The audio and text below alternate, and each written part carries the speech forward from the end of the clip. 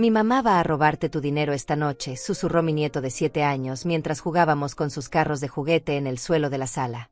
Las palabras salieron de su boca con la inocencia de quien no comprende el peso de lo que dice, pero cada sílaba me atravesó como un cuchillo. Angenor siguió empujando su carrito rojo por la alfombra gastada, ajeno al terremoto que acababa de desatar en mi pecho. Sus ojos grandes y oscuros no se apartaron del juego, como si hubiera comentado el clima o pedido un vaso de agua.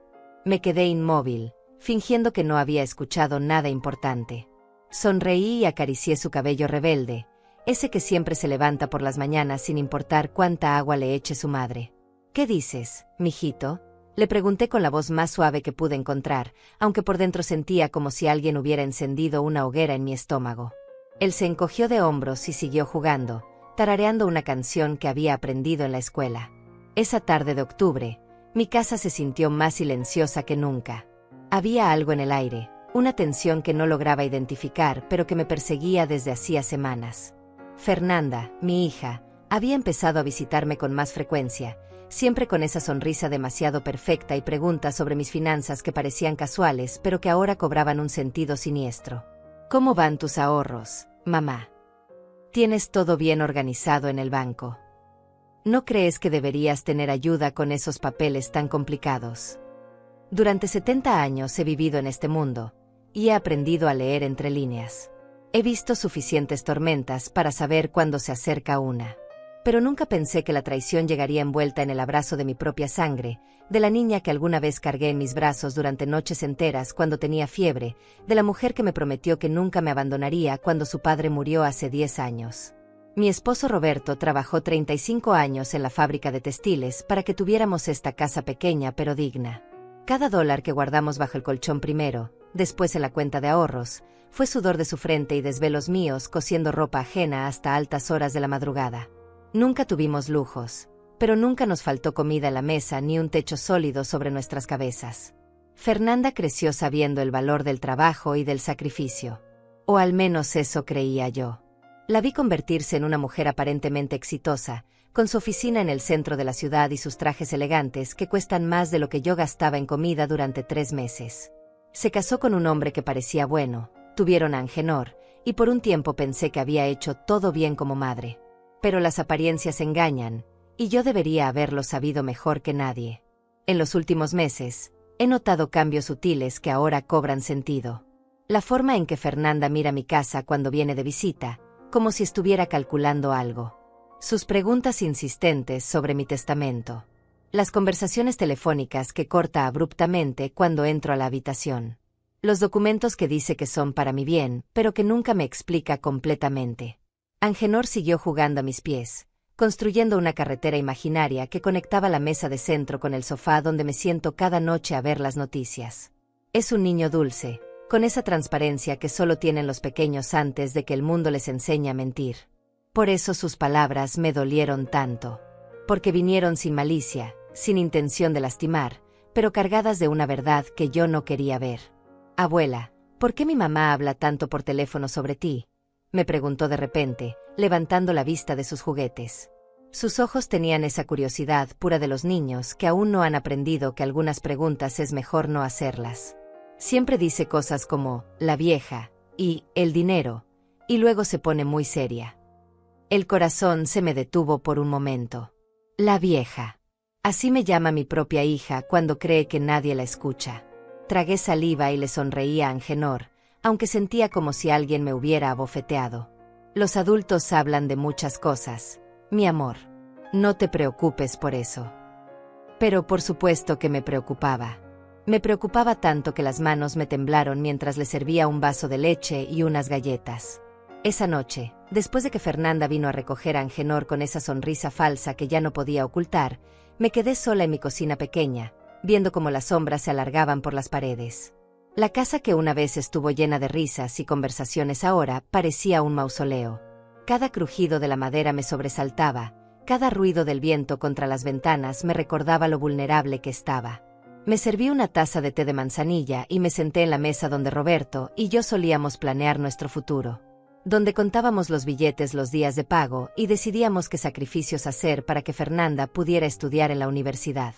donde celebramos cuando ella se graduó, cuando consiguió su primer trabajo, cuando nació Angenor.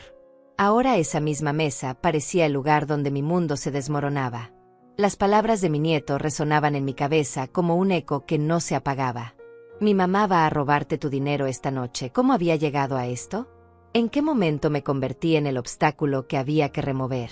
¿Cuándo dejé de ser la madre que merece respeto para convertirme en la anciana molesta que tiene algo que otros quieren? Esa madrugada no pude dormir. Me quedé despierta en mi cama, mirando el techo agrietado que Roberto siempre prometió arreglar, pero que la muerte no le permitió terminar. Las palabras de Angenor daban vueltas en mi cabeza como un disco rayado que no para nunca. Cada vez que cerraba los ojos, veía el rostro inocente de mi nieto pronunciando esas palabras terribles con la naturalidad de quien comenta el clima. Me levanté antes del amanecer y caminé descalza hasta la cocina. Puse agua a hervir para el café, ese ritual matutino que he repetido durante décadas y que ahora se sentía diferente, contaminado por la sospecha.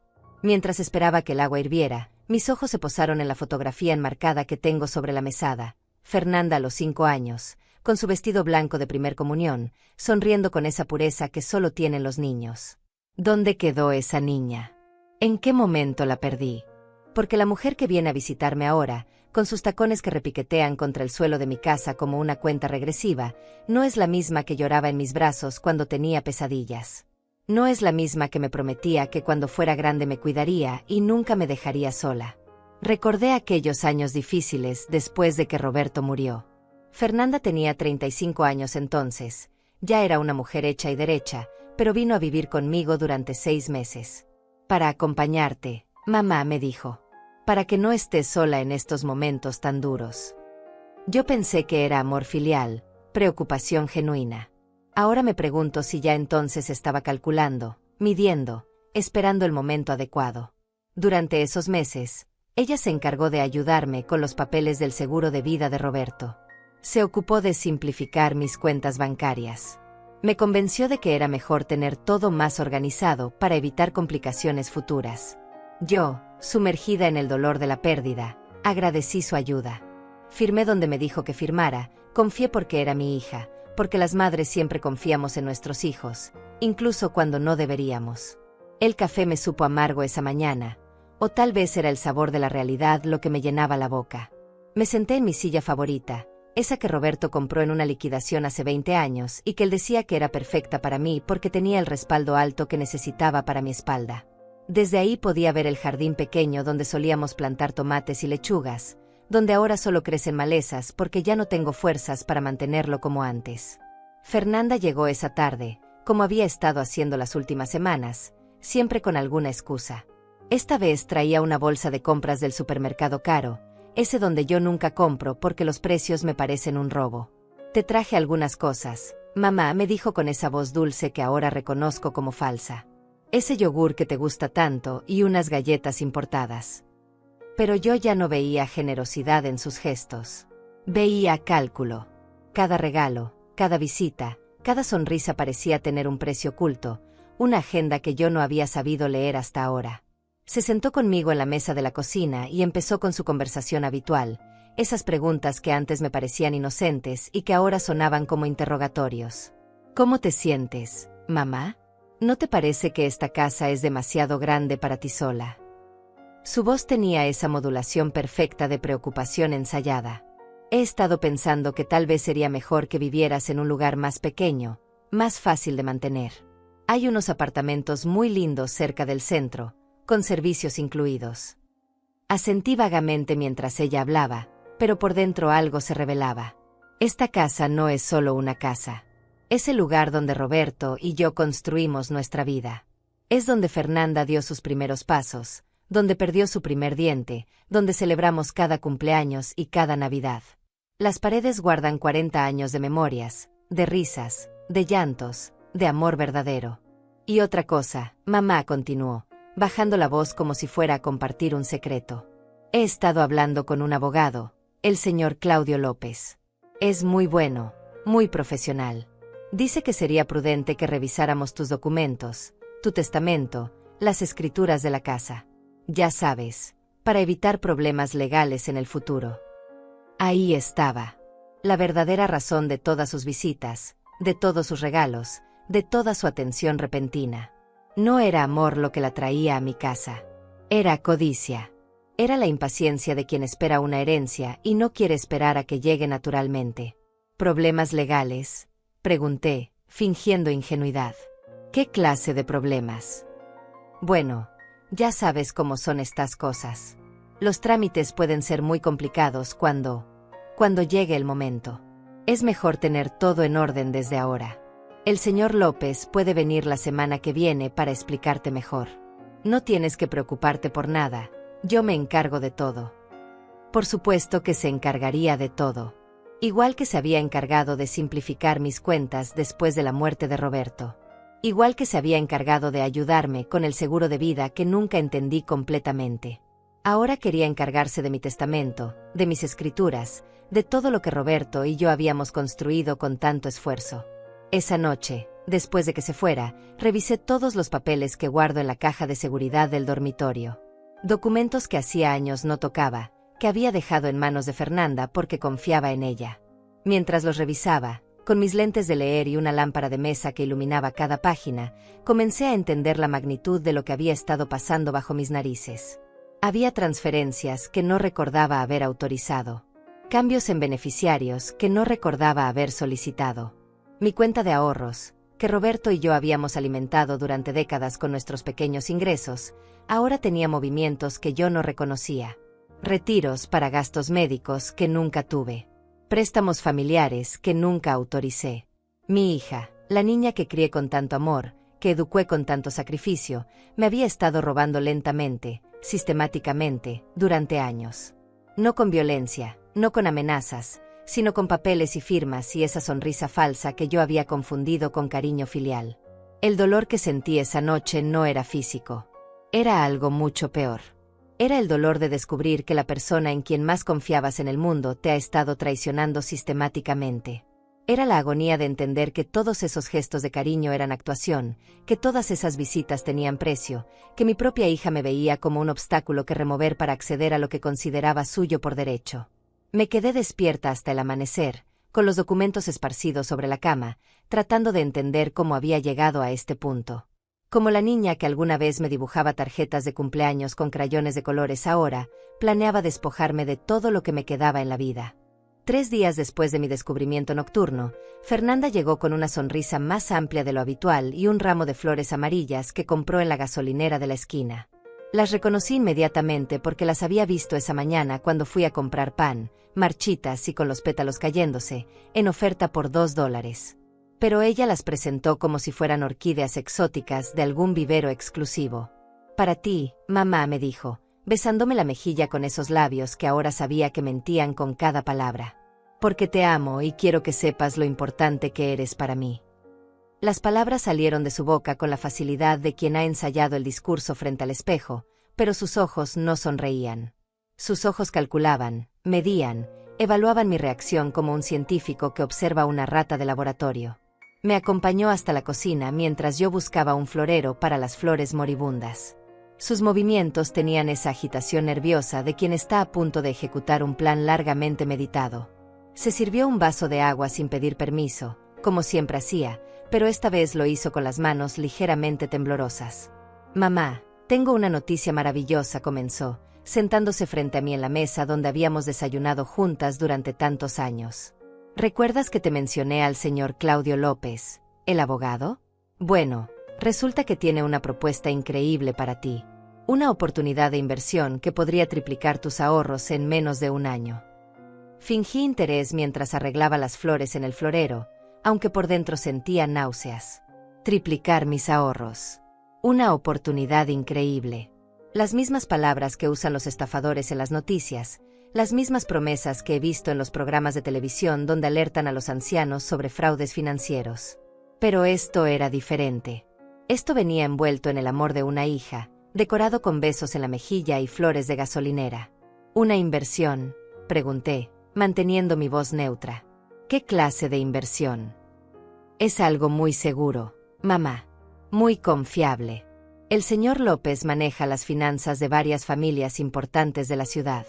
Dice que tienes el perfil perfecto para este tipo de oportunidad. Fernanda gesticulaba con las manos mientras hablaba, esa manía nerviosa que tenía desde niña cuando inventaba excusas para no hacer la tarea. Solo necesitas transferir tus ahorros a una cuenta especial que él maneja, y en 12 meses podrías tener suficiente dinero para vivir cómodamente el resto de tu vida. Por supuesto. Solo necesitaba transferir mis ahorros. Todo lo que Roberto y yo habíamos logrado reunir en 40 años de trabajo honesto, todos esos dólares contados uno por uno, todas esas privaciones para poder guardar algo para el futuro. Solo necesitaba entregárselo todo a un desconocido que mi hija había conocido quién sabe dónde. Suena demasiado bueno para ser verdad, dije, observando su reacción. Vi cómo sus ojos se endurecieron por una fracción de segundo antes de que la sonrisa falsa regresara a su rostro. Por eso mismo es tan bueno, mamá. Porque no es para cualquiera. El señor López solo trabaja con personas especiales, con familias de confianza. Y nosotras somos especiales, ¿verdad? Se acercó y tomó mis manos entre las suyas. Sus manos estaban frías y húmedas, como las de alguien que tiene fiebre o está muy nervioso. Piénsalo. Podrías dejar de preocuparte por el dinero para siempre.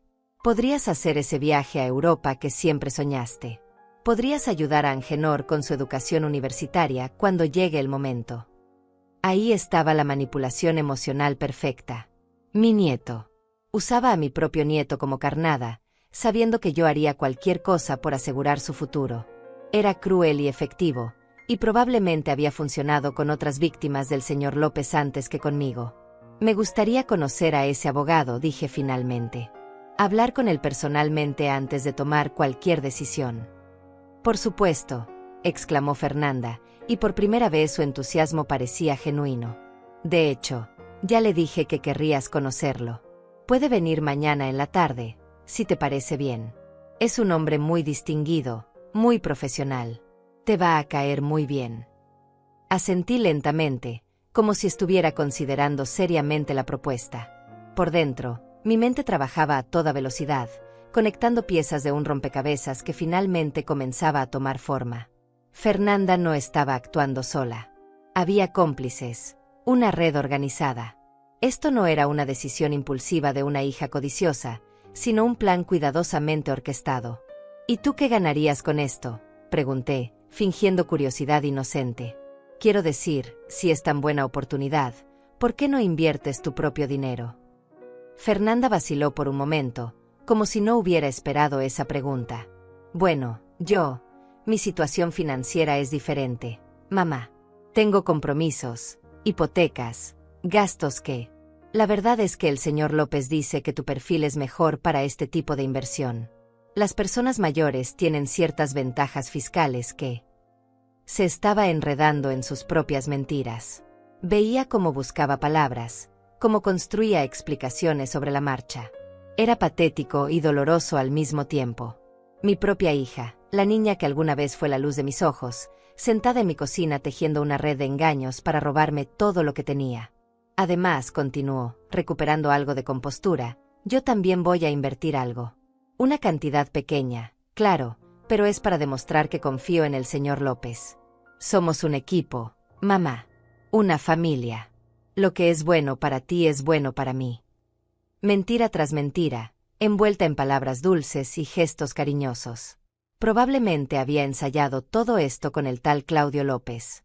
Probablemente habían discutido cada objeción que yo podría presentar, cada argumento que podrían usar para convencerme. Está bien, dije finalmente. Que venga mañana. Pero quiero que esté presente también tu esposo. Y quiero todos los documentos por adelantado para poder revisarlos con calma. Vi un destello de pánico en sus ojos, rápidamente disimulado. ¿Mi esposo? ¿Para qué? Esto es algo entre nosotras, mamá. Además, él está muy ocupado con el trabajo y... Si es una decisión tan importante para nuestra familia, él debería estar presente, insistí. Y si este señor López es tan profesional como dices, no tendrá problema en proporcionarme todos los documentos con anticipación. Fernanda se quedó callada por un momento, mirando sus manos. Pude ver cómo su mente trabajaba, calculando, ajustando el plan sobre la marcha. Finalmente levantó la vista y me sonrió, pero esta vez la sonrisa no llegó ni cerca de sus ojos. Por supuesto, mamá. Como tú quieras. Voy a hablar con él para coordinar todo. Se levantó de la mesa con movimientos bruscos, como si de repente tuviera mucha prisa. Tengo que irme ahora, pero mañana resolvemos todo, ¿sí? Me besó en la frente con esos labios fríos y salió de mi casa con paso apresurado. La vi desde la ventana subirse a su auto y hablar por teléfono antes de arrancar. Probablemente le estaba reportando a su cómplice que las cosas no estaban saliendo exactamente como habían planeado. Esa noche, mientras preparaba mi cena simple de sopa y pan tostado, me di cuenta de que había cruzado una línea invisible. Ya no era solo la víctima potencial de un fraude. Era una mujer que había decidido luchar. Ya no estaba ciega por el amor maternal ni confundida por las mentiras envueltas en cariño falso. Mañana vendría el señor Claudio López a mi casa, con sus documentos fraudulentos y sus promesas doradas. Pero yo estaría lista. Por primera vez en años, me sentí completamente despierta, completamente viva. La anciana frágil que ellos creían estar manipulando había desaparecido. En su lugar había una mujer de 70 años que sabía exactamente lo que estaba en juego y que no pensaba rendirse sin pelear. El señor Claudio López llegó puntual a las 3 de la tarde, conduciendo un auto plateado que parecía costoso, pero que reconocí como uno de esos modelos usados que venden en los lotes con financiamiento fácil. Era un hombre de unos 50 años, con cabello engominado hacia atrás y un traje que trataba de verse elegante pero que tenía esa calidad barata que se nota en los detalles. Botones de plástico en lugar de nácar, costuras irregulares, una corbata con un nudo demasiado pequeño. Fernanda llegó 5 minutos después, disculpándose por el retraso con esa actuación exagerada que ahora reconocía como otra de sus máscaras. El tráfico estaba terrible, mamá. Pero aquí estamos, puntuales para esta reunión tan importante. Se acomodó junto al señor López en el sofá de la sala, y yo pude ver cómo intercambiaron una mirada rápida, uno de esos momentos de comunicación silenciosa entre cómplices. Señora Díaz, comenzó el abogado con una voz que intentaba sonar autoritaria pero que tenía un dejo nervioso, su hija me ha contado mucho sobre usted. Es un placer conocer a una dama tan distinguida. Me extendió una mano húmeda y fría, con uñas demasiado largas para un hombre y un reloj dorado que parecía de esos que venden en las tiendas del aeropuerto. Me senté en mi silla favorita, la que me daba la mejor vista de ambos, y crucé las manos sobre mi regazo. El placer es mío, señor López. Mi hija me ha dicho que tiene una propuesta interesante para mí. Interesante es poco, dijo, abriendo un maletín negro que tenía varios papeles organizados en carpetas de colores. Lo que tengo para usted es una oportunidad única, señora Díaz. Una oportunidad que podría cambiar su vida para siempre. Sacó una carpeta roja y la puso sobre la mesa de centro, entre nosotros. ¿Sabe usted cuánto dinero tienen ahorrado las personas de su edad en promedio? Negué con la cabeza, fingiendo ingenuidad. Aproximadamente $12,000, continuó, con el tono de quien está recitando estadísticas memorizadas. Usted, gracias a la prudencia de su difunto esposo y su propia disciplina financiera, tiene considerablemente más que eso. Pero el problema es que ese dinero está durmiendo en cuentas bancarias que apenas le dan un 2% de interés anual. Fernanda asintió vigorosamente, como si estuviera escuchando una revelación divina. ¿Te das cuenta, mamá? Tu dinero prácticamente se está perdiendo valor cada año por la inflación. El señor López abrió la carpeta y me mostró varios gráficos impresos en papel de colores, con números y porcentajes que bailaban ante mis ojos. Mi propuesta es muy simple, señora Díaz. Transferimos sus ahorros a un fondo de inversión especial que yo manejo personalmente. Un fondo exclusivo para clientes selectos como usted. ¿Cuánto dinero maneja usted en total?, pregunté, tratando de sonar impresionada en lugar de sospechosa. Actualmente administro aproximadamente $2 millones de 35 familias en toda la región, respondió sin vacilar. Había ensayado esa respuesta, probablemente la usaba con todos sus clientes potenciales. Familias que confían en mi experiencia y mi historial de éxito. $2 millones. 35 familias. Si dividía esos números, significaba que cada familia había invertido un promedio de $57,000. Una cantidad significativa para personas de mi edad y mi clase social. Me pregunté cuántas de esas familias habían visto alguna vez sus ganancias prometidas, o si alguna había logrado recuperar su dinero original. ¿Podría darme algunos nombres de referencia?, pregunté. Me gustaría hablar con otras personas que hayan invertido con usted. Vi cómo el señor López y Fernanda intercambiaron otra mirada. Esta vez fue él quien habló, con una sonrisa que no llegaba a sus ojos. Por supuesto que entiendo su prudencia, señora Díaz. Es exactamente esa clase de cuidado lo que me dice que usted es el tipo de cliente ideal para nosotros. Sin embargo, por razones de confidencialidad, no puedo divulgar información de otros clientes sin su autorización expresa. Por supuesto que no podía. Porque probablemente esos otros clientes no existían, o si existían, habían perdido su dinero y no estarían dispuestos a dar referencias positivas. Pero lo que sí puedo mostrarle, continuó, sacando otra carpeta de su maletín, son los estados de cuenta de los últimos 12 meses del fondo. Como puede ver, hemos tenido un rendimiento promedio del 25% mensual. 25% mensual. Eso significaba que, según él, había estado multiplicando por 3 el dinero de sus clientes cada año. Si eso fuera cierto, él sería el genio financiero más grande del mundo, más exitoso que cualquier inversor de Wall Street. Era una cifra tan ridículamente alta que cualquier persona con educación financiera básica sabría inmediatamente que era imposible. Pero yo era supuestamente una anciana ingenua con dinero en el banco y ningún conocimiento de inversiones.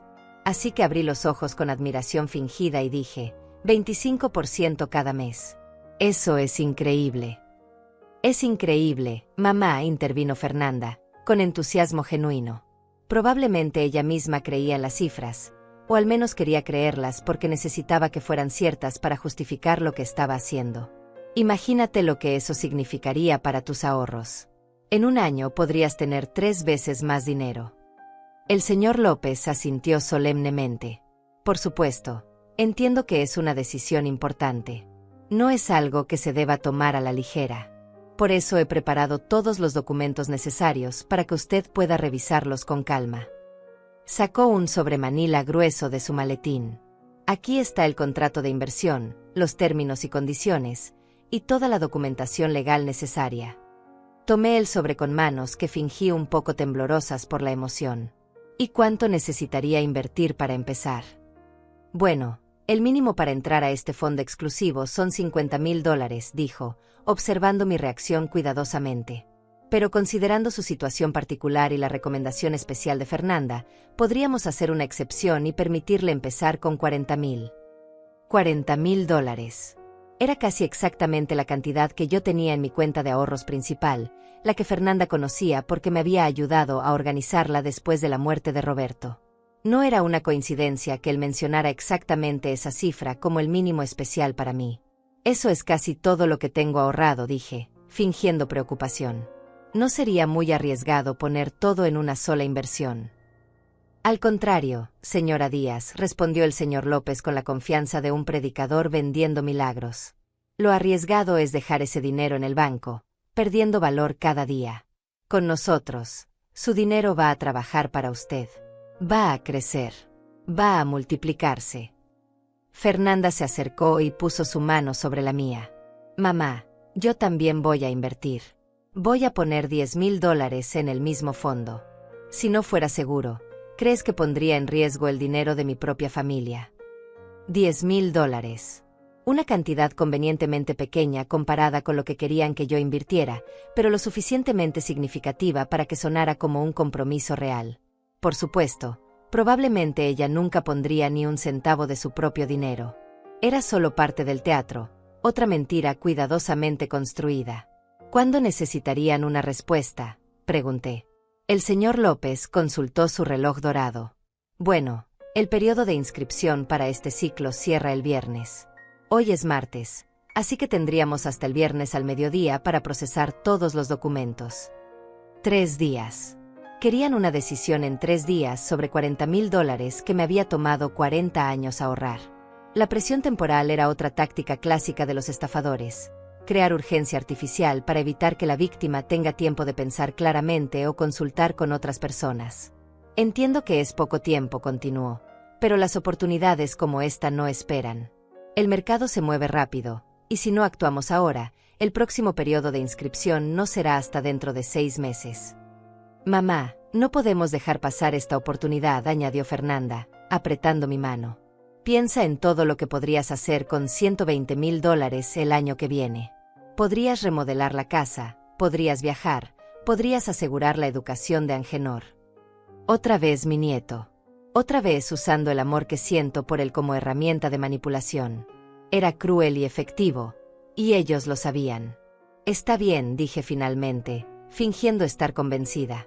Voy a revisar todos los documentos esta noche.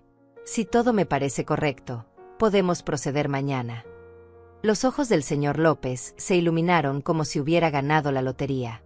Excelente decisión, señora Díaz. No se va a arrepentir. Su futuro financiero va a ser brillante. Después de que se fueron, me quedé sola en mi sala con el sobremanila en las manos. Por fuera parecía oficial, profesional, legítimo. Pero yo sabía que por dentro no había más que mentiras impresas en papel con membrete falso. Documentos diseñados para confundir, para intimidar, para hacer que una anciana asustada firmara su patrimonio sin entender realmente lo que estaba haciendo. Pero yo ya no era esa anciana asustada. Había cruzado al otro lado del miedo y había encontrado algo que no sentía desde hacía años: determinación. Mañana les daría mi respuesta. Pero no sería la respuesta que esperaban. A las 7 de la mañana del día siguiente, mientras preparaba mi café habitual, escuché que alguien tocaba suavemente la puerta trasera de mi casa.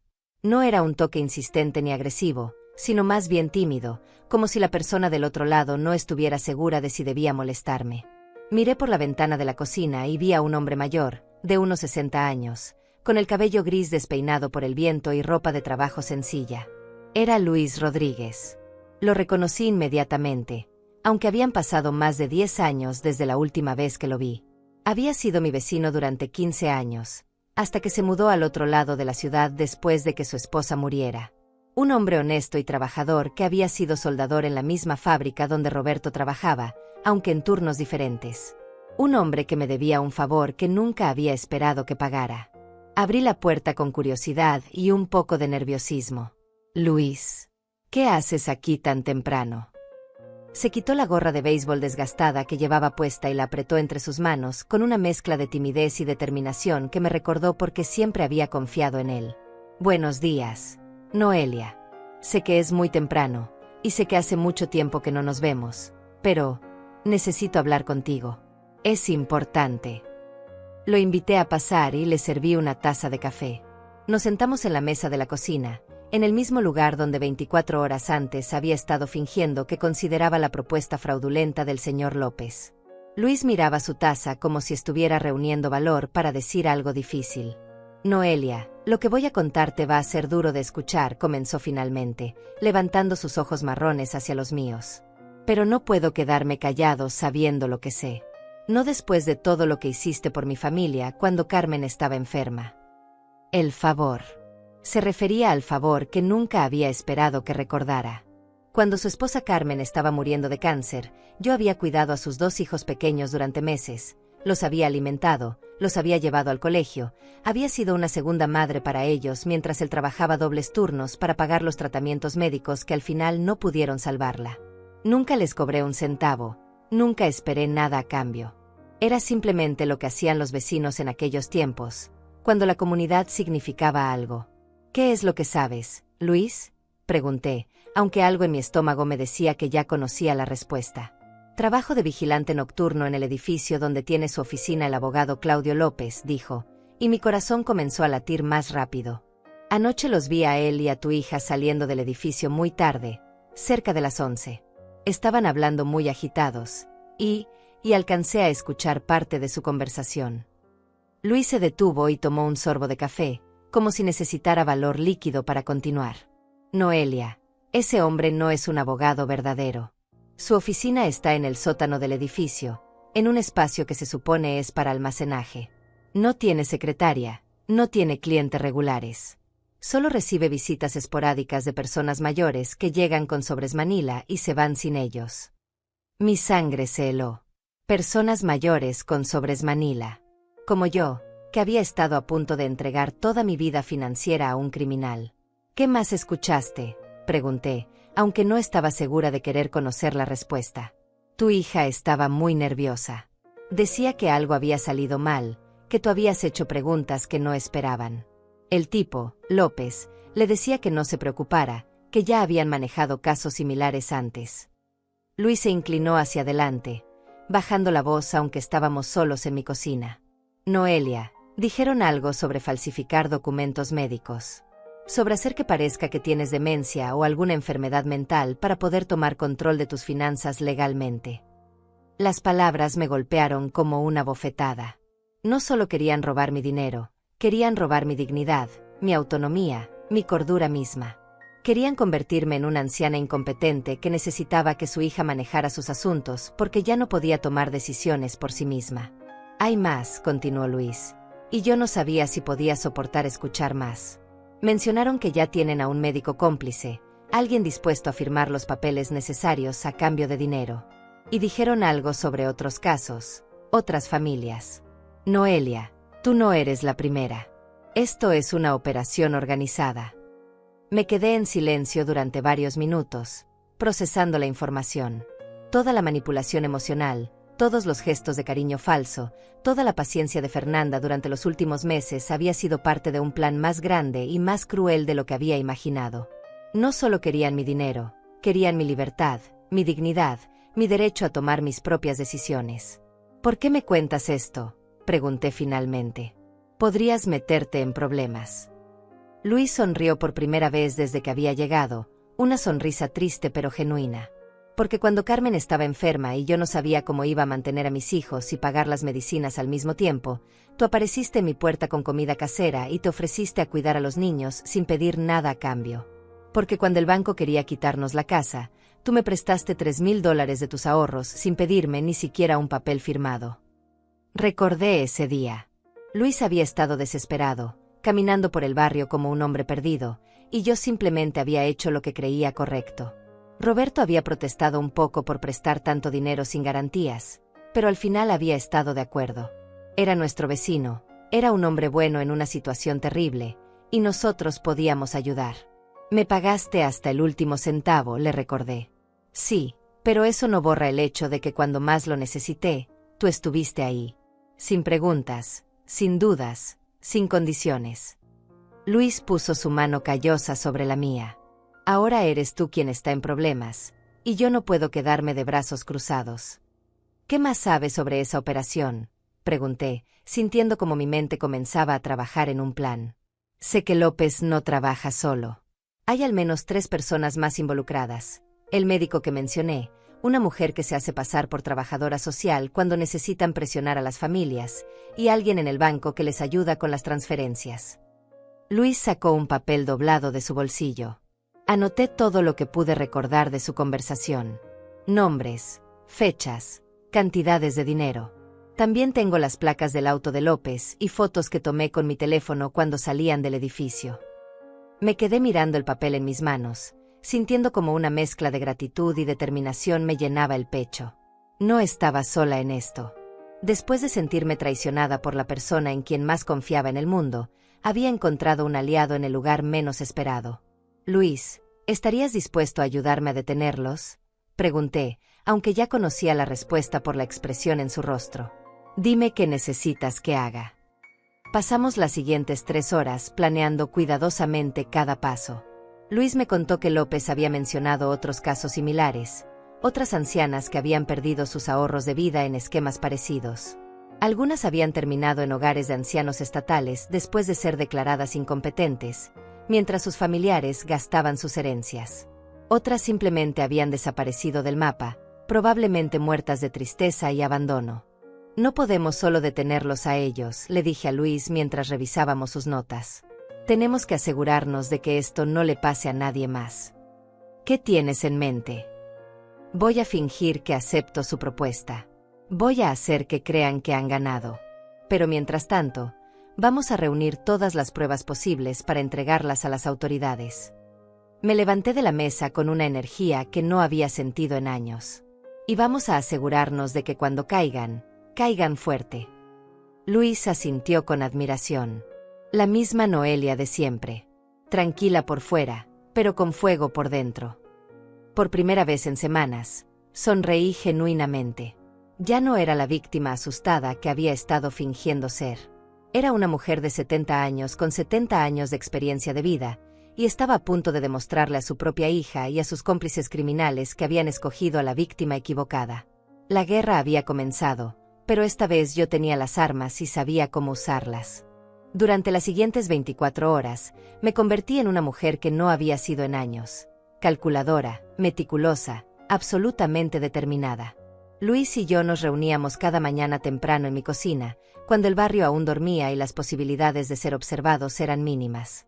Habíamos convertido mi mesa del comedor en una oficina de investigación, con papeles organizados en pequeñas pilas, fotografías impresas desde el teléfono de Luis, y un cuaderno donde anotábamos cada detalle que descubríamos. El primer paso fue confirmar las sospechas sobre el falso abogado. Luis había conseguido, a través de un conocido que trabajaba en el registro civil, verificar que no existía ningún Claudio López registrado como abogado en toda la región. El hombre que había estado sentado en mi sala vendiendo sueños dorados no tenía licencia para ejercer la profesión que reclamaba, no tenía oficina real, y su historial crediticio mostraba una serie de quiebras y deudas que se remontaban a 10 años atrás. Este tipo es un estafador profesional, me dijo Luis mientras revisábamos los documentos que había conseguido. Ha usado al menos 4 nombres diferentes en los últimos 5 años. Claudio López es solo el más reciente. Pero lo que más me dolía no era la existencia de un criminal oportunista. Era la participación activa de mi propia hija en todo esto. Habíamos descubierto que Fernanda había estado visitando la oficina de López durante al menos 3 meses antes de presentármelo. No era una víctima de su manipulación, era su socia activa. ¿Cómo vamos a conseguir las pruebas que necesitamos?, pregunté, sintiendo el peso de la tarea que teníamos por delante. Luis sonrió con esa sonrisa que había aprendido a reconocer cuando tenía un plan. Vamos a hacer que se incriminen solos. Tú vas a aceptar su propuesta. Vas a firmar sus documentos falsos, vas a hacer todo exactamente como ellos esperan. Pero vamos a grabar cada conversación, vamos a fotografiar cada documento, y vamos a seguir cada paso del dinero. Esa tarde, llamé a Fernanda y le dije que había tomado mi decisión. Mi voz sonaba exactamente como la de una anciana emocionada con una oportunidad de inversión que no entendía completamente, pero que confiaba en su hija para guiarla. «Mamá, qué maravilloso», exclamó por el teléfono, y pude escuchar la auténtica alegría en su voz. No alegría por mi supuesta buena fortuna, sino alegría por su éxito inminente. «¿Entonces vas a proceder con la inversión?» «Sí, mija. He pensado mucho en lo que dijiste sobre el futuro de Angenor y sobre mi propia seguridad financiera. Creo que es la decisión correcta». Cada palabra me sabía amarga en la boca, pero las pronuncié con la convicción de una actriz experimentada. «Perfecto. Voy a llamar al señor López ahora mismo para coordinar todo. Podemos reunirnos mañana por la mañana para firmar los papeles». «Por supuesto. Pero tengo una condición». Hubo una pausa breve, una vacilación que confirmó mis sospechas. «¿Qué condición, mamá?» «Quiero que toda la transacción se haga en mi casa, con mi banco por teléfono. No quiero salir a oficinas o lugares que no conozco. A mi edad, prefiero manejar estos asuntos importantes desde la comodidad de mi hogar». Era una petición perfectamente razonable para una mujer de 70 años, pero también me daba la ventaja de controlar el ambiente donde todo sucedería. En mi casa, con mis preparativos, con las cámaras ocultas que Luis había conseguido y que habíamos instalado estratégicamente en la sala y la cocina. «Por supuesto, mamá. Como tú te sientas más cómoda. El señor López puede traer todo lo necesario». Después de colgar, me senté en mi silla favorita y dejé que la realidad de lo que estaba haciendo me golpeara completamente. Estaba a punto de poner en marcha una operación que podría enviar a mi propia hija a la cárcel. La niña que había cargado en mis brazos cuando tenía fiebre, que había consolado cuando se cayó de la bicicleta, que había aplaudido cuando se graduó de la universidad, iba a ser arrestada por intentar robarme todo lo que tenía. El dolor era casi insoportable, pero por debajo del dolor había algo más fuerte, una sensación de justicia que no había sentido en años. No estaba haciendo esto solo por mí. Estaba haciéndolo por todas las ancianas que habían sido víctimas de esquemas similares, por todas las madres que habían sido traicionadas por hijos codiciosos, por todas las mujeres como yo que se habían quedado en silencio mientras las despojaban de su dignidad. Luis llegó esa noche después del anochecer, cargando una bolsa de herramientas y varios dispositivos pequeños que había conseguido a través de contactos que prefería no mencionar. Pasamos 2 horas instalando cámaras diminutas en lugares estratégicos. Una dentro del florero de la mesa de centro, otra disimulada entre los libros del estante, una tercera en la cocina, detrás del reloj de pared. Estas van a grabar todo en alta definición, me explicó mientras ajustaba el último dispositivo. Y el audio va a ser cristalino. No van a poder negar nada de lo que digan o hagan aquí. También instalamos un sistema de grabación de llamadas en mi teléfono fijo, para capturar cualquier conversación que tuvieran con el banco o con otros cómplices. Luis me enseñó cómo activar y desactivar todos los dispositivos con un control remoto pequeño que parecía un aparato para abrir puertas de garaje. ¿Estás segura de que quieres hacer esto?, me preguntó antes de irse. Una vez que empecemos, no hay vuelta atrás. Las consecuencias van a ser permanentes. Luis, hace 3 días descubrí que mi propia hija me ve como un obstáculo que remover para acceder a mi dinero. Que ha estado planeando declararme mentalmente incompetente para robarme no solo mis ahorros, sino mi libertad y mi dignidad. Me quedé mirando por la ventana hacia la casa de al lado, donde una luz seguía encendida en la cocina de mis vecinos. Las consecuencias de no hacer nada serían mucho peores. Esa noche, escribí una carta larga dirigida a Angenor, mi nieto. Una carta que esperaba nunca tener que entregarle, pero que sabía que debía escribir. Le explicaba lo que estaba pasando, por qué su abuela había tomado las decisiones que había tomado, y por qué a veces los adultos que amamos nos decepcionan de maneras que no podemos perdonar.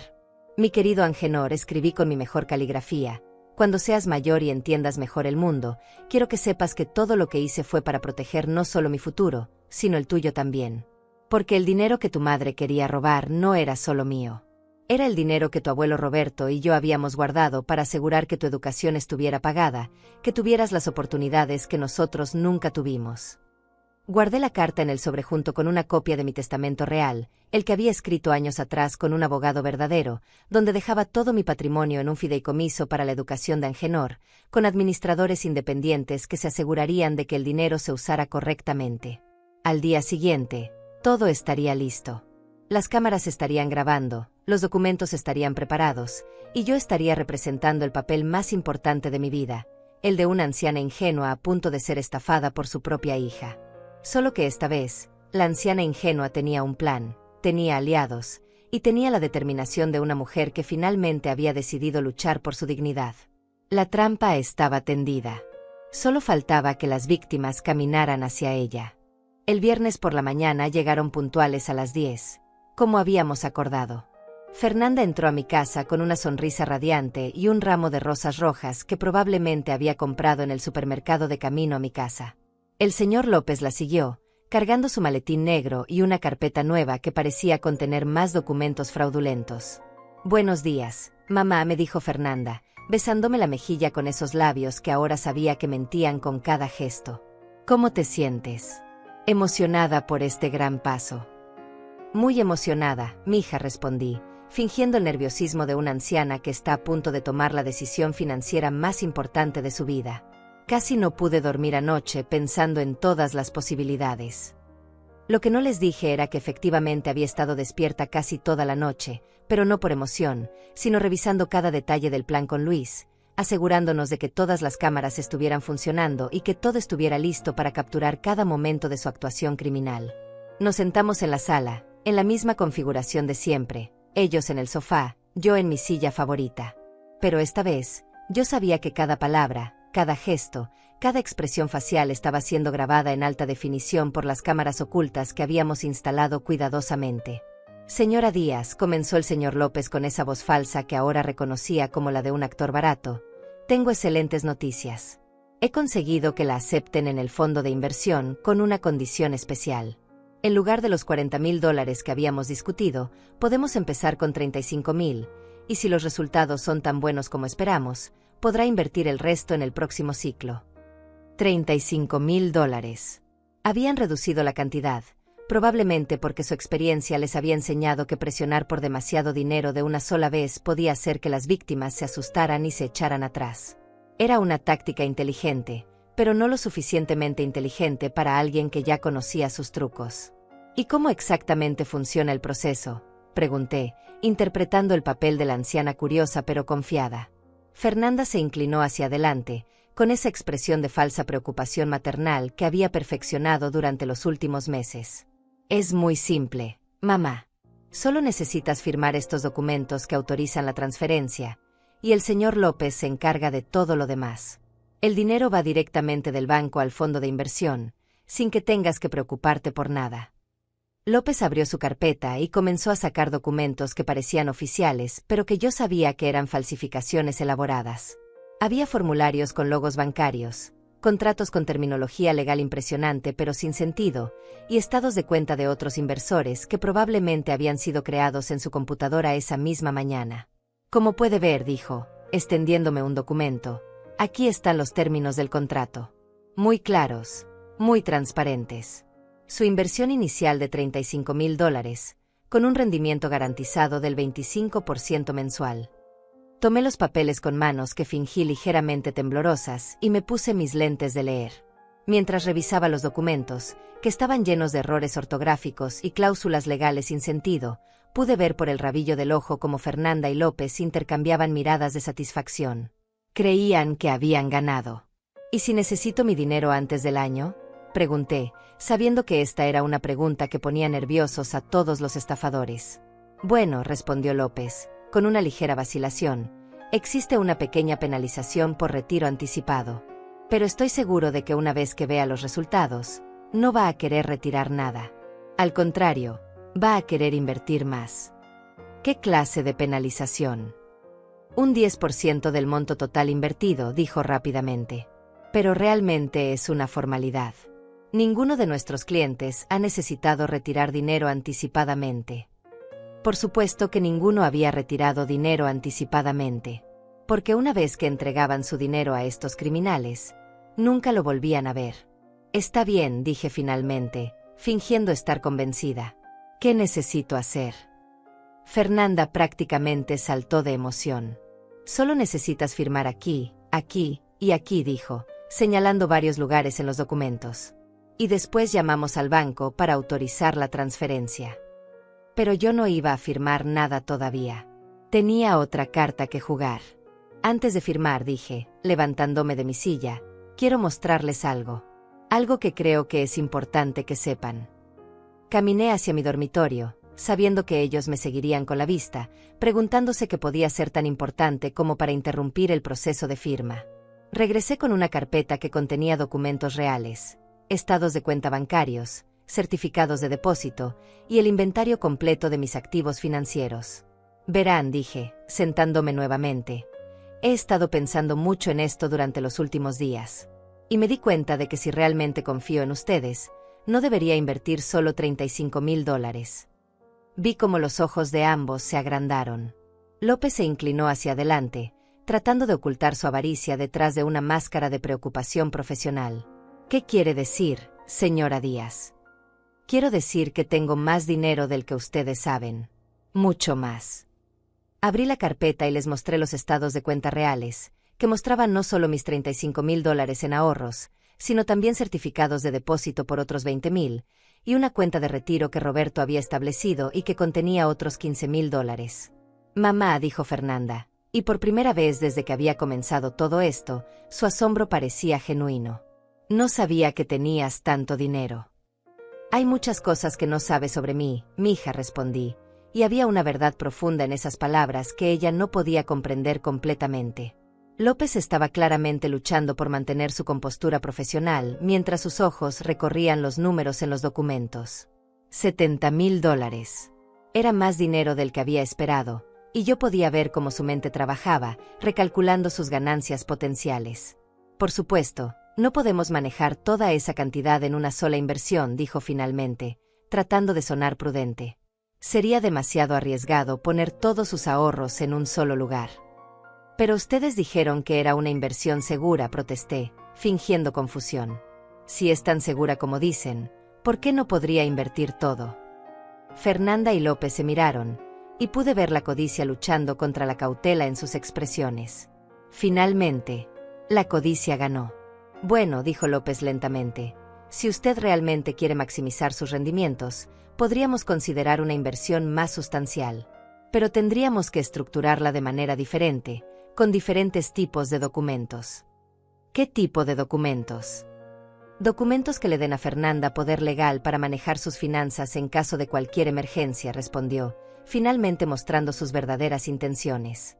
Es solo una precaución, para protegerla a usted y proteger la inversión. Ahí estaba. La trampa completa, expuesta en toda su crudeza. No solo querían mi dinero, querían control legal sobre toda mi vida financiera. Querían que firmara documentos que le darían a Fernanda el poder de tomar cualquier decisión sobre mis finanzas sin mi consentimiento. Entiendo, dije suavemente. Y esos documentos también estarían incluidos en el contrato de inversión. Exactamente, confirmó López, sacando otra carpeta de su maletín. Todo perfectamente legal, todo perfectamente organizado. Los observé mientras preparaban los nuevos documentos, sabiendo que cada palabra que decían, cada documento que tocaban, cada promesa falsa que hacían estaba siendo grabada para la posteridad. Estaban cavando su propia tumba legal, y yo los estaba ayudando a hacerlo más profunda. Perfecto, dije finalmente. Procedamos entonces. Pero primero, ¿podrían explicarme exactamente cómo va a funcionar todo el proceso? Quiero entender cada paso antes de firmar. Y así, durante la siguiente hora, mis propios depredadores me explicaron detalladamente cómo planeaban robarme todo lo que tenía, convencidos de que estaban educando a su víctima cuando en realidad estaban proporcionando evidencia irrefutable de sus intenciones criminales. La justicia, pensé mientras los escuchaba, a veces llega de maneras que los culpables nunca esperan. 2 días después de que firmé los documentos falsos y autoricé las transferencias que nunca se completarían, el mundo de Fernanda y sus cómplices comenzó a desmoronarse como un castillo de naipes en una tormenta. Todo empezó con una llamada telefónica que recibí a las 8 de la mañana del lunes, mientras desayunaba tranquilamente en mi cocina. Señora Díaz. La voz al otro lado de la línea era profesional, seria, con esa autoridad que solo tienen los funcionarios gubernamentales cuando están a punto de cambiar la vida de alguien para siempre.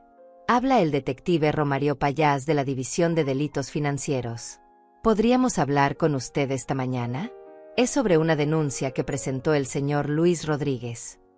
Por supuesto, detective. Los espero cuando gusten. 1 hora después, mi sala estaba llena de gente que yo nunca había imaginado que estaría en mi casa. 2 detectives de la Policía Estatal, un agente del FBI especializado en fraudes financieros, y una fiscal del distrito que había estado siguiendo las actividades de López durante meses. Luis estaba sentado junto a mí, con una expresión de satisfacción tranquila que me recordó por qué siempre había confiado en él. Señora Díaz, comenzó la detective principal, una mujer de unos 40 años con ojos inteligentes y modales directos. Las grabaciones que ustedes obtuvieron son exactamente lo que necesitábamos para cerrar esta investigación. Hemos estado siguiendo a Claudio López durante 8 meses, pero nunca habíamos podido conseguir evidencia suficiente para procesarlo. Me mostró fotografías de al menos 12 ancianas diferentes, todas con expresiones de confusión y dolor que reconocí inmediatamente. Todas estas mujeres fueron víctimas del mismo esquema. Perdieron sus ahorros de vida, algunas perdieron sus casas, y 3 de ellas fueron internadas en instituciones estatales después de que sus familias las declararan incompetentes. El agente del FBI agregó información que me heló la sangre. Su operación era más sofisticada de lo que imaginábamos. Tenían cómplices en 3 bancos diferentes, 2 médicos dispuestos a falsificar diagnósticos psiquiátricos, y una red de familiares que reclutaban a sus propios parientes como víctimas. ¿Familiares?, pregunté, aunque ya conocía la respuesta. Sí. En cada caso, había un hijo o hija que servía como el contacto inicial, que ganaba la confianza de la víctima y la preparaba para el fraude. Su hija no era la primera en hacer esto, señora Díaz. Era parte de un patrón sistemático. La información me golpeó como una bofetada. Fernanda no era solo una hija codiciosa que había caído en la tentación. Era una criminal experimentada que había elegido deliberadamente victimizar a su propia madre como parte de una operación más grande. Todo su comportamiento durante los últimos meses, toda su paciencia, toda su actuación había sido ensayada y perfeccionada con otras víctimas antes que yo. ¿Cuándo van a arrestarlos?, pregunté. Ahora mismo, respondió el detective Payás, consultando su reloj. Mis colegas están ejecutando órdenes de arresto simultáneas en 4 ubicaciones diferentes. López, su asistente médico, el empleado bancario cómplice, y su hija. Mi hija. Iba a ser arrestada en este momento, probablemente en su oficina, delante de sus colegas, con esposas en las manos que una vez habían sostenido las mías cuando era niña. El dolor era casi insoportable, pero por debajo del dolor había algo más. Un alivio profundo de saber que ya no podría lastimar a nadie más.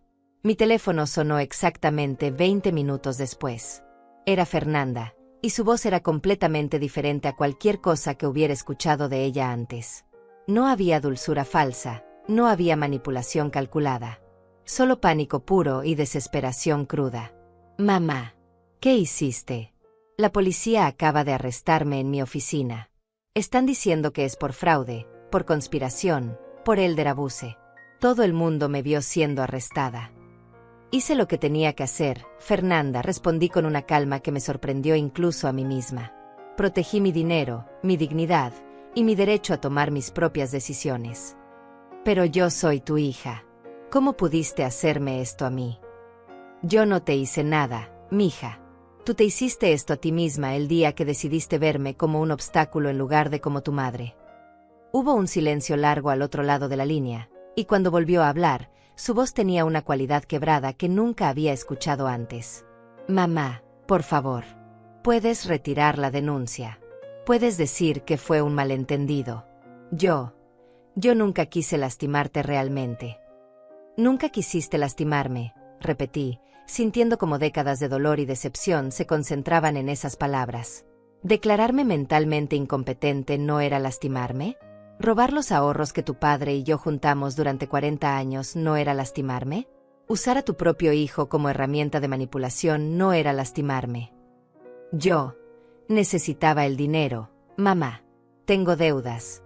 Tengo problemas financieros que tú no entiendes. Pensé que podrías ayudarme ¿Y qué? Morirme convenientemente después de darte todo lo que tenía. La conversación estaba siendo grabada por los detectives, y yo sabía que cada palabra que ella dijera sería usada como evidencia en su contra. Fernanda, tuviste 45 años para pedirme ayuda honestamente. 45 años para ser la hija que yo creí que eras. Por favor, mamá. Ahora estaba llorando, y parte de mí quería consolaría como había hecho durante toda su infancia. Pero la parte más fuerte de mí, la parte que había aprendido a protegerse a sí misma, se mantuvo firme. No puedes enviar a tu propia hija a la cárcel.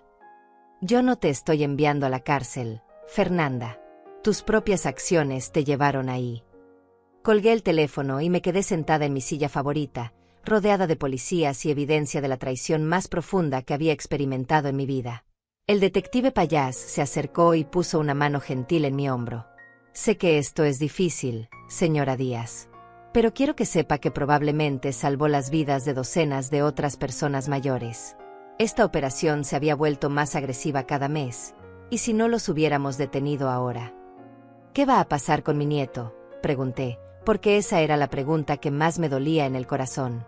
Su esposo aparentemente no estaba involucrado en la operación. Él tendrá custodia completa de Angenor mientras ella enfrenta los cargos. El detective consultó algunos papeles. Los cargos son serios, señora Díaz.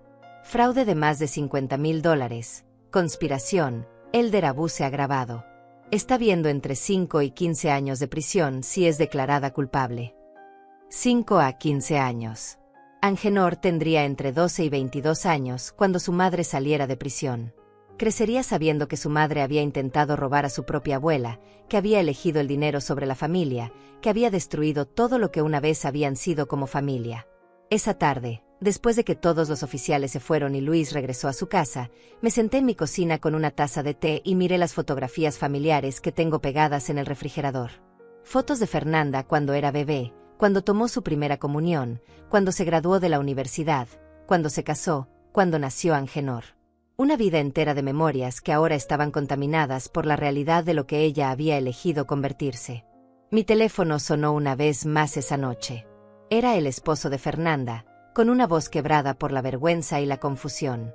Noelia, yo no sabía nada de esto. Te juro que no tenía idea de lo que ella estaba planeando. Lo sé, mijo, le respondí, porque genuinamente le creía. ¿Cómo está Angenor? Confundido. Sabe que su mamá tuvo problemas legales, pero no entiende exactamente qué significa. ¿Qué le voy a decir cuando sea mayor? Le vas a decir la verdad. Que las decisiones tienen consecuencias, que la familia no es una excusa para lastimar a otras personas, y que a veces las personas que amamos nos decepcionan de maneras que no podemos reparar. Después de colgar, escribí en mi diario por primera vez en años. Hoy envié a mi hija a la cárcel, escribí con mi mejor caligrafía. Y por primera vez en meses, puedo dormir en paz sabiendo que mi dinero, mi casa y mi dignidad están seguros. La justicia, aprendí esa noche, a veces duele tanto como la traición. Pero duele de una manera limpia, de una manera que permite sanar. Y después de meses de sentirme como una víctima indefensa, finalmente me sentía como lo que realmente era, una sobreviviente. 6 meses después del arresto, me mudé de la casa donde había vivido durante 40 años. No porque me obligaran, sino porque elegí hacerlo. Había llegado el momento de comenzar un capítulo nuevo en una vida que finalmente volvía a pertenecerme completamente. El apartamento que elegí está en el centro de la ciudad, cerca de la biblioteca y del parque. Es pequeño pero luminoso, con ventanas grandes que dejan entrar el sol de la mañana y una cocina moderna donde puedo preparar comidas para una persona sin sentirme sola. Fernanda fue sentenciada a 8 años de prisión. Cuando el juez leyó el veredicto, yo estaba sentada en la galería del tribunal, observando cómo mi hija escuchaba las palabras que cambiarían su vida para siempre. No sentí triunfo, no sentí venganza satisfecha.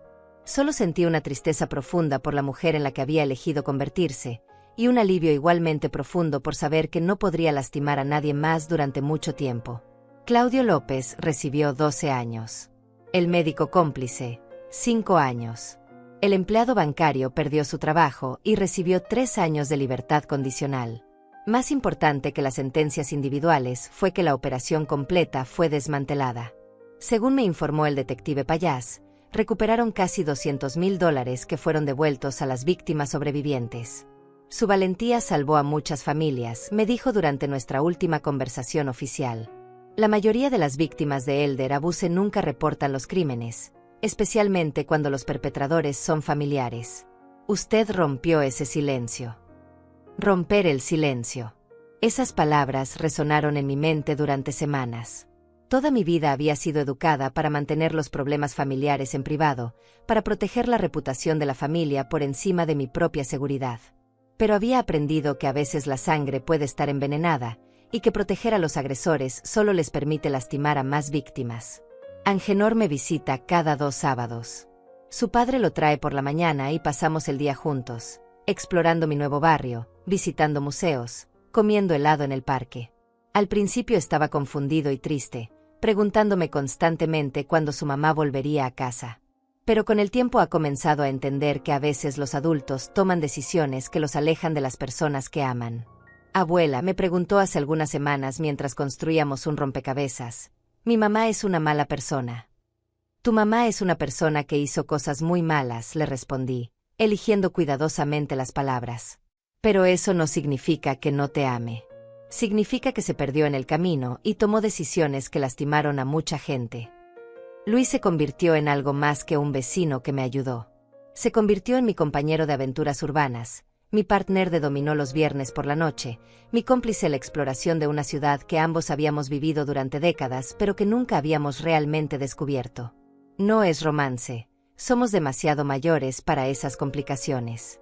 Pero es compañía auténtica, respeto mutuo, y el tipo de amistad que solo puede existir entre personas que han enfrentado tormentas reales. ¿Sabes qué es lo más extraño?, le dije mientras caminábamos por el mercado de pulgas el domingo pasado. Me siento más libre a los 70 años de lo que me he sentido en décadas. ¿Por qué crees que es eso?, me preguntó. Porque finalmente entendí que la familia verdadera está formada por las personas que nos aman sin agenda oculta, que nos respetan sin condiciones, que nos protegen en lugar de aprovecharse de nosotros. Lo miré con una sonrisa que salía desde lo más profundo de mi corazón. Y esa familia puede incluir a personas que no comparten nuestra sangre. Comencé a tomar clases de pintura en el centro comunitario. Nunca había tenido tiempo para hobbies cuando Roberto estaba vivo, nunca había tenido energía cuando estaba deprimida por la soledad, y nunca había tenido paz mental cuando estaba siendo manipulada por mi propia hija. Pero ahora tengo las tres cosas: tiempo, energía y una tranquilidad mental que no había experimentado en años. El arte, me dijo la instructora después de ver mi progreso durante 3 meses, no se trata de crear algo perfecto. Se trata de expresar algo verdadero. También comencé a dar charlas en centros para personas mayores sobre cómo reconocer y reportar el abuso financiero por parte de familiares. Al principio era aterrador pararse frente a grupos de ancianos y contar mi historia, pero cada vez que terminaba una presentación, al menos 2 o 3 personas se acercaban a contarme historias similares. Mi hijo controla todas mis finanzas ahora, me confesó una mujer de 80 años después de una de mis charlas. Dice que es por mi bien, pero ya no puedo comprar ni un café sin pedirle permiso. Cada historia me recordaba que mi experiencia no había sido única, que hay miles de ancianos siendo victimizados por las personas que deberían protegerlos, y que mi decisión de luchar había sido correcta no solo para mí, sino para todos ellos.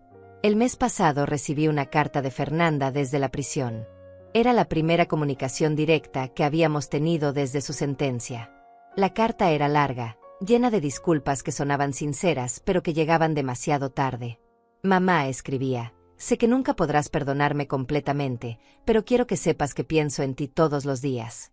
Pienso en la mujer fuerte que criaste a una hija débil, en la madre que trabajó tanto para darme oportunidades que yo desperdicié. La carta me hizo llorar, pero no de tristeza. Lloré por la pérdida de una relación que nunca podría ser reparada completamente, pero también por el alivio de saber que tal vez algo de la educación que le había dado había sobrevivido en algún lugar profundo de su corazón. Le escribí una carta corta en respuesta. Fernanda, escribí, acepto tus disculpas y las guardo en mi corazón junto con todos los recuerdos buenos. Pero las disculpas no borran las consecuencias, y el perdón no significa que las cosas puedan volver a ser como eran. Ayer por la noche, mientras estaba sentada en el balcón de mi apartamento viendo el atardecer sobre la ciudad, me di cuenta de que había recuperado algo que pensé que había perdido para siempre: esperanza. Esperanza en el futuro, esperanza en mi propia fuerza, esperanza en la posibilidad de que los días que me quedan sean mejores que los días que he vivido. A los 70 años, finalmente aprendí que nunca es demasiado tarde para defender tu dignidad, para proteger lo que es tuyo, para decir no a las personas que te quieren usar, incluso cuando esas personas comparten tu sangre. Aprendí que el amor verdadero nunca viene con condiciones ocultas, nunca requiere que sacrifiques tu seguridad. Y más importante que todo, aprendí que una mujer de 70 años que decide luchar puede ser más poderosa que criminales de 40 años que creen que pueden manipularla. La experiencia, cuando se combina con determinación, es una fuerza imposible de detener. Mi nombre es Noelia Díaz. Tengo 70 años, vivo sola por elección, y finalmente soy libre. Si tienes una historia similar, si sospechas que alguien te está manipulando financieramente, quiero que sepas que no estás sola. Hay recursos, hay ayuda, y hay fuerza dentro de ti que tal vez no sabías que existía. No te quedes callada. No protejas a las personas que te lastiman. No sacrifiques tu seguridad por mantener la paz familiar. Lucha.